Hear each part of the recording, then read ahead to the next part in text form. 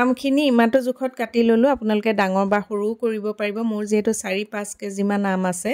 3টা বাউলত সৰহকৈ নিমখ দি ৰাতিটোৰ কাৰণে ঢাকি থৈ দিলোঁ ৰাতিপুৱা নিমখ গলি পানী ওলাই আছে আৰু এটা ফুটা থকা খৰাহিত আমখিনি অলপকৈ বাকি দিলোঁ পানী ভালকৈ নিগৰি যোৱাৰ পাছত সৰহকৈ হালধি খানিলোঁ বহলকৈ ফেনৰ বতাহত মেলি দিলোঁ যেহেতু ৰ'দ নাই বতৰ বেয়া তাৱাখন গৰম কৰি তাতে বগা সৰিয়হ কেইটামান শুকান জলকীয়া সৰহকৈ দিলোঁ ধনিয়া গুটি জিৰা গুটি কেইটামান চফ আৰু কেইটামান মিঠি দি ৰোষ্ট কৰি ললোঁ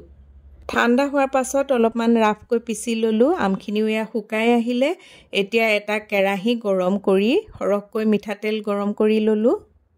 কেইটামান পাঁচফোৰণ ফুটালোঁ তাতে দি দিলোঁ আমখিনি 5 মিনিট মান মিডিয়াম ফ্লেমত লৰাই লোৱাৰ পাছত অলপমান বেছিকৈ কাশ্মীৰ মিৰ্চ পাউডাৰ দিলোঁ তেতিয়া ৰংটো ধুনীয়া হয় নিমখ দিলোঁ আধা চামুচ মান চেনি দিছোঁ আৰু দি দিছোঁ এচামুচ জনি গুটি আৰু এচামুচ কালজিৰাও দিছোঁ পিচি লোৱা মছলাখিনি দি এতিয়া লাহে লাহে আম আৰু মছলাখিনি মিক্স কৰি পেলালোঁ ঠাণ্ডা হোৱাৰ পাছত অলপমান মিলাই দিলোঁ ভিনেগাৰ ৰ'দত নিদিয়াকৈ আমৰ টেঙা আচাৰ হৈ গ'ল এতিয়া একেবাৰে ঠাণ্ডা হ'লে চিচাৰ বৈয়ামত ভৰাই থৈ দিম খাবলৈ যে বিৰাটেই ভাল লাগে আজিলৈ আহিছোঁ বাই